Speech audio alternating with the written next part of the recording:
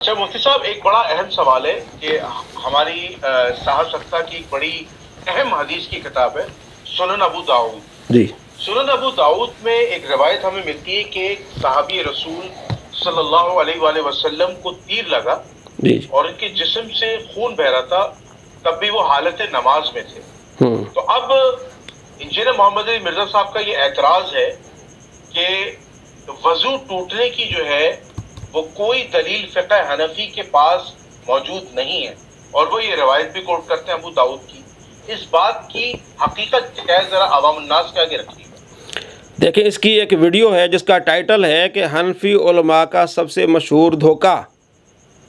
حنفی علماء کا سب سے مشہور دھوکہ، خون نکلنے سے وضو کا مسئلہ حنفی علماء کا دھوکہ ہے۔ یار اگر آپ کو پتہ نہیں تو اب یہ دیکھیں نا، اتنی دشمنی، اتنا بغض، آپ نے پڑھا نہیں ہے، آپ نے علم حاصل نہیں کیا، اور یہ کہیں کہ حنفی علماء کا دھوکہ۔ اب جب میں آپ کو دلیل دوں گا تو آپ کہیں کہ یار اتنا جھوٹا انسان، اتنا بے وقوف، اس طرح کی چیزیں لکھنا کہ حنفی علماء کا مشہور دھوکہ کہ خون نکلنے سے وضو ٹوٹنا، یعنی یہ نہیں ٹوٹتا۔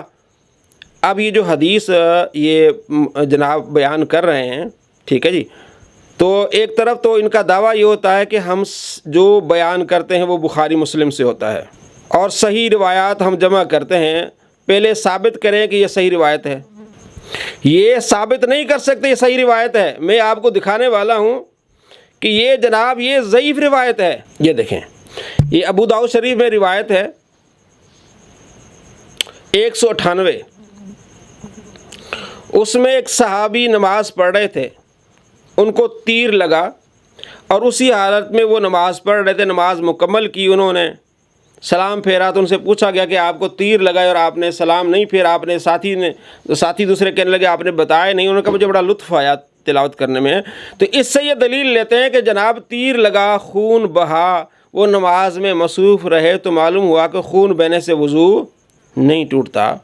ہم کہتے ہیں کہ آپ یہ کہتے ہیں کہ جناب ہم ہر حدیث کو دیکھتے ہیں، پرکھتے ہیں کہ یہ حدیث صحیح ہے یا نہیں ہے، صحیح حدیث پر عمل کرتے ہیں، ضعیف حدیث کو ہم ردی کی ٹوکری میں ڈال دیتے ہیں، کہتے ہیں ضعیف ایمان کے لیے خطرہ ہے، بدعت ایسا۔ یہ صحیح ہے کہ نہیں؟ اب یہ تو دیکھیں، یہ واقعی جو اصول محدثین میں یہ ضعیف روایت ہے۔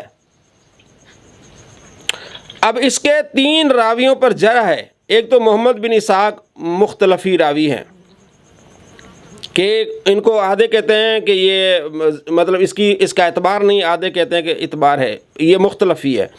صدقہ بن یسار یہ مدلس راوی ہے۔ عقیل بن جابر یہ مجہول راوی ہے۔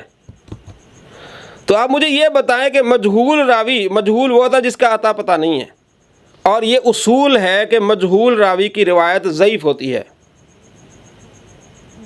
مدلس راوی کی روایت ضعیف ہوتی ہے۔ تو آپ ضعیف روایت اٹھا کے اور آپ یہ کہہ رہے ہیں کہ جناب یہ خون بہنے سے وضو نہیں ٹوٹتا۔ اب میں آپ کو دلیل دیتا ہوں کہ کون کون کہتے ہیں کہ یہ ضعیف روایت ہے۔ یہ جو راوی میں نے جو گنوائے ہیں آپ سے کوئی پوچھے گا بھی کس کس نے کہا، یہ ذرا دیکھیں۔ عقیل بن جابر، یہ دیکھیں کہ عقیل بن جابر میزان الاعتدال میں امام ذہبی نے کہا کہ فیہ جہالت، یہ مجہول راوی ہے، اور اس میں صدقہ بن یسار کے علاوہ اس نے کسی سے روایت ہی نہیں لی، اور یہی بات تہذیب و تہذیب میں ہے۔ اور یہ دیکھیں، یہ السنن الکبریٰ، یہ حدیث کی کتاب ہے، اس کے ایک محقق اسلام منصور عبد الحمید، انہوں نے لکھا ہے کہ عقیل بن جابر مجہول ہے اور صدقہ بن یسار مدلس ہیں، اور تصریح نہیں ہے، اور نیچے لکھا کہ یہ ضعیف روایت ہے۔ سب سے نیچے اگر آپ دیکھ لیں تو نیچے انہوں نے کیا لکھا، ان کا یہ روایت کیا ہے، یہ ضعیف روایت ہے۔ آپ خود اندازہ لگائیں کہ محدثین کیا کہہ رہے ہیں اس کے بارے میں، اور یہ کیا کہہ رہے ہیں، یعنی اصول محدثین میں یہ روایت ضعیف ہے۔ تو ضعیف روایت سے تو آپ مسئلہ نکالتے نہیں۔ ایک طرف کہتے ہیں ساری روایات سنی بیان کرتے ہیں، بھئی آپ جس حدیث سے لے رہے ہیں وہ امام ذہبی کے نزدیک ضعیف ہے، ابن حجر اسقلانی کے نزدیک ضعیف ہے، اسلام منصور یہ محقق کہتا ہے کہ یہ جو روایت ضعیف ہے اس میں ایک صدقہ بن یسار مدلس راوی ہے، عقیل بن جابر یہ مجہول راوی ہے، تو اس ضعیف روایت سے آپ کیسے مسئلہ نکال سکتے ہیں؟ اب میں آپ کو آگے صحیح روایت بتاتا ہوں جو کہتے ہیں جناب وضو ٹوٹنے سے یا خون بہنے سے وضو کیوں ٹوٹتا ہے، وہ دلائل ہیں کہ یہ دیکھیں موطا امام مالک میں عبداللہ بن عمر رضی اللہ تعالیٰ عنہ کو جب نکسیر پھوٹتی تھی آپ نماز سے جا کے وضو کرتے تھے۔ 46 نمبر روایت آپ کے سامنے مکتبہ شاملہ میں، اور جو ہارڈ کاپیز کتاب ہے اس میں یہ 81 نمبر ہے، اور السنن الکبریٰ یہ روایت کتاب آپ کے سامنے نظر آ رہی ہے، یہ دیکھیں اس میں پوری اس کی وضاحت ہے کہ آپ کو جب نکسیر پھوٹتی تھی آپ نماز سے واپس مڑتے تھے اور جا کے آپ وضو کرتے تھے۔ اسی طرح بہت سارے تابعین کا ذکر یہاں آپ کو موجود ملے گا۔ سعید بن جبیر یہ روایت نمبر 3399 کے سعید بن جبیر کا وضو ٹوٹا تو وہ گئے اور دوبارہ وضو کر کے آئے، یعنی خون بہا۔ یہ السنن الکبریٰ میں بھی روایت ہے کہ رأیت ابن عمر یصلی فی ردائی وفیہ دم، آپ نماز پڑھ رہے تھے اور آپ کی جو چادر تھی اس میں خون تھا، تو دوسرے بھائی نے وہ چادر اتار کے اپنی چادر ڈالی کیونکہ اس میں خون ہے، اسے جو ہے وہ چیز ناپاک ہو جاتی ہے۔ مرزا صاحب یہ بھی کہتے ہیں کہ یہ جو ہے نا یہ خون پاک ہوتا ہے ناپاک نہیں ہوتا۔ اب میں آپ کو دکھا رہا ہوں یہ کتاب ابو داؤد شریف کی کتاب آپ کو میں دکھا رہا ہوں، اور میں اس کو تھوڑا سا فل کر رہا ہوں، یہ ذرا دیکھیے کیا لکھا ہوا ہے۔ لکھا ہے کہ ام المؤمن سید عائشہ رضی اللہ تعالیٰ عنہ بیان کرتی ہیں کہ نبی کریم صلی اللہ تعالیٰ علیہ وآلہ وسلم نے فرمایا تم میں سے جب کوئی اپنی نماز میں بے وضو ہو جائے، تم میں سے جب کوئی اپنی نماز میں بے وضو ہو جائے تو چاہیے کہ اپنی ناک پر ہاتھ رکھے اور چلا جائے، ناک پر ہاتھ رکھے اور چلا جائے۔ اب یہ اسلام 360 والے نے آگے وضاحت دیکھیں، وضاحت کرتے ہیں کہ ناک پکڑنے کا حکم اس لیے دیا گیا ہے کہ اس سے لوگ سمجھیں کہ اس کی نکسیر پھوٹ گئی ہے، تو یہ اس کی علامت ہے کہ یہ لوگوں کو بتائے کہ جناب اس کی نکسیر پھوٹی ہے۔ جنید صاحب یہ بات مشہور ہے، نبی علیہ السلام فرماتے ہیں کہ جب تمہارا وضو ٹوٹ جائے نماز میں تو ناک یوں پکڑ کے نکل جاؤ تاکہ لوگوں کو پتہ چلے کہ اس کی نکسیر پھوٹی، اس کا وضو ٹوٹ گیا، اب جا کے وضو کر کے آئے گا۔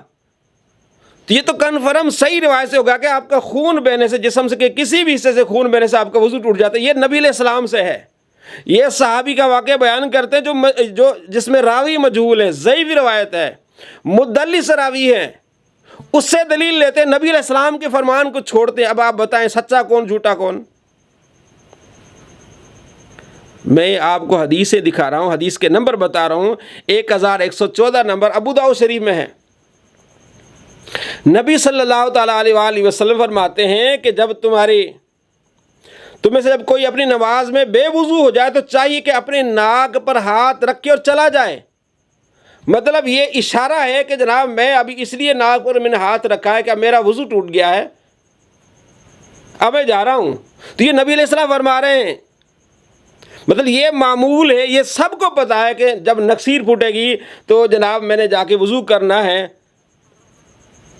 یہ نبی علیہ السلام کے فرمان سے۔ اور آگے لکھ رہے ہیں اسلام 360 والے بھی کہ جناب یہ واضح ہے کہ یہ پتہ چل جائے کہ یہ نکسیر پھوٹی ہے۔ تو نبی علیہ السلام کے فرمان سے، صحابہ کرام کے عمل سے یہ ثابت ہے کہ خون بہنے سے آپ کا وضو ٹوٹ جاتا ہے، اور جو ان کے پاس دلیل ہے وہ ضعیف روایت ہے، بطور ان کے ایک جھوٹا واقعہ ہے، مدلس راوی سے روایت کر رہا ہے۔ تو اس کو اچھا وہ کیوں اس طرح کر رہا ہے؟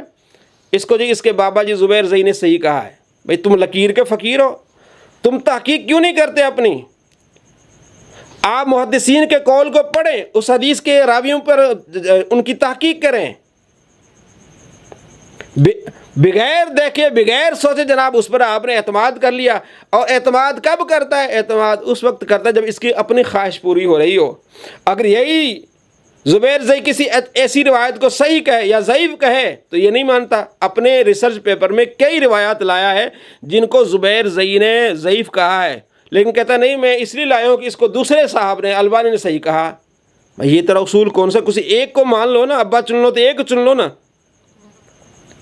بالکل صحیح. تو اصول محدثین سے ان کی دلیل ضعیف روایت سے ہے، اور ہماری دلیل ابو داؤد سے صحیح روایت سے ہے، جس میں نبی علیہ السلام فرماتے ہیں جب تمہارا وضو ٹوٹ جائے تو ناک پہ ہاتھ رکھ کے نکل جاؤ، تاکہ لوگوں کو معلوم ہو کہ اس کو نکسیر پھوٹی ہے، اور نکسیر پھوٹنے سے وضو ٹوٹتا ہے، یہ سب کو معلوم ہے، اسی بہانے سے نکل جاؤ، دوبارہ وضو کر کے آؤ.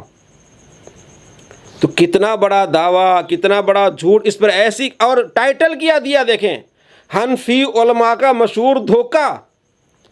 یا کوئی شرم ہوتی ہے، کوئی حیا ہوتی، اتنی بے شرمی. حدیث کے مخالف تم ہو گئے، تم نے پڑھا نہیں، پڑھا ہوگا، لیکن بغض، کینہ، حسد یہ جب آ جاتے ہیں نا تو یہ چیزیں بھول جاتا ہے بندہ. تو حنفی علماء کا مشہور دھوکہ، تو نبی علیہ السلام کے بارے میں تم کیا کہو گے؟ حضرت عائشہ رضی اللہ تعالیٰ عنہ نے اس کو نقل کیا، اس کے بارے میں تم کیا کہو گے؟ امام ابو داؤد نے اس کو نقل کیا، ان محدثین کے بارے میں تم کیا کہو گے؟ حنفی علماء کا مشہور دھوکہ. بھئی وہ تو دلیل حدیث سے لے رہے ہیں، وہ تو نبی علیہ السلام کے فرمان سے حدیث دلیل لے رہے ہیں، اور تم کس طرح کی زبان استعمال کر رہے ہو عوام کو دھوکہ دینے کے لیے؟ حنفی علماء کا مشہور دھوکہ. کیسی دیکھیں اب چالاکیاں کرتے ہیں اور جھوٹ بولتے ہیں. جی اچھا مفتی صاحب، ایک ضمنی سوال میرے ذہن میں آیا ہے. جی مفتی صاحب یہ بتائیے گا کہ ایک بڑا مشہور تاریخ اسلام میں ایک واقعہ ہے. وہ واقعہ یہ ہے کہ مولا علی علیہ السلام کو کسی غزوہ میں، کسی جنگ کے اندر، کسی لڑائی کے دوران تیر لگ گیا تھا، اور وہ تیر ان کے جسم سے نہیں نکل رہا تھا. تو حضور علیہ الصلوۃ والسلام نے ارشاد فرمایا کہ جب علی حالت نماز میں ہو تو تیر نکالو. تو یقیناً جب حالت نماز میں ان کا تیر نکالا گیا ہوگا تو ان کے جسم سے خون نکلا ہوگا. تو کیا آپ یہ سمجھتے ہیں کہ جب وہ خون نکلا ہوگا تو مولا علی علیہ السلام کی نماز ہوئی ہے یا نہیں ہوئی ہے؟ اس حوالے سے آپ کیا روشنی ڈالیں؟ اس کا جواب یہی ہے، جیسے آپ نے کہا کہ مشہور واقعہ ہے، آپ نے بھی نہیں پڑھا اور ہم نے بھی نہیں پڑھا کہ کس کتاب میں یہ ہے. یہ واعظین بات بیان کرتے ہیں، یہ کسی اتھینٹک کتاب میں ہمیں نہیں ملا. اچھا ہاں جی صحیح. ٹھیک. اچھا اسی طرح ایک اور چیز ہے جی جی کہ اسی طرح کربلا کے میدان میں جب جمعے کی نماز کا وقت آیا تھا تو حضرت امام حسین علیہ السلام کو جمعہ پڑھنے نہیں دیا گیا تھا، اور ان کا جسم زخمی تھا، اور کیا کہتے ہیں، ان کے جسم کے اندر زخم تھے، ظاہر سی بات ہے خون بھی بہ رہا تھا. تو بحالت مجبوری انہوں نے ظہر کی نماز ادا کی تھی ان کے ساتھ جو ان کے ساتھی اہل البیت تھے. تو ان کی نماز کے حوالے سے آپ کیا کہیں گے؟ ہاں، اس بارے میں دیکھیں، جنگ کے حالات مختلف ہیں. جنگ کے حالات کیا ہیں؟ مختلف ہیں. اور دوسری بات یہ کہ ایک ہوتا ہے عذر شرعی. اگر آپ کے جسم سے خون بہہ رہا ہے، خون رک نہیں رہا، نماز کا آخری وقت ہے، تو پھر آپ نماز پڑھیں گے. اسی طرح حضرت عمر رضی اللہ تعالیٰ عنہ کو جب شہید کیا گیا تو آپ کے پیٹ سے پانی اور خون نکل رہا تھا، اور ادھر سے سورج نکل رہا تھا، نماز کا ٹائم نکل رہا تھا. تو اب آپ وضو کرتے تو تب بھی خون نکل رہا ہے. اب جن کو جیسے امام حسین رضی اللہ تعالیٰ عنہ کے بارے میں آپ نے گفتگو کی، تو ظاہر ہے وہ خون ٹپک رہا ہے نا. آپ وضو کریں گے تب بھی ٹپکے گا، نہ کریں گے تب بھی کیا کرے گا؟ ٹپکے گا. تو وہ جنگ کے حالات اس سے مختلف ہیں.